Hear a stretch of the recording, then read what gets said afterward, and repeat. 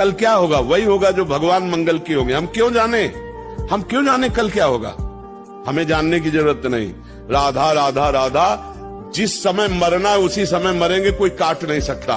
वो पहले से लिख गया है। अमुक जगह अमुक घटना से तुम्हारी मृत्यु होगी, उसे कोई नहीं टाल सकता।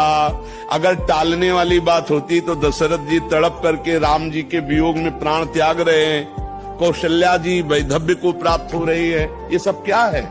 मतलब भगवान का विधान जो है वो पक्का है। तो जितने देर हम दिए खूब आनंद से जिए, नाम जप कर। संसार की टोटल यात्रा कष्ट की है और भगवान में थोड़ी यात्रा कष्ट की, इसके बाद आनंद ही आनंद है। संसार में आनंद का तो नाम नहीं, क्लेश ही क्लेश है। इसलिए एक बार थोड़ा कष्ट सहकर हिम्मत करके भगवान की तरफ चल दो। ये मत देखो कि कोई प्रशंसा कर रहा है या निंदा कर रहा है। अब तो चाहे गाली दो और चाहे आप प्रशंसा करो, अब हरि से प्रीति लगा बैठे तो लगा बैठे। अब क्या किसी की सुन, मस्त रहो। गलत करो मत तो गलत सहो मत, फिर तुम्हारा कोई बाल बांका नहीं कर सकता। ऐसे बिल्कुल मस्त रहो कि शरण में हो, और जो दुख सुख आवे उसे भोगना सीखो, मिटा नहीं सकते।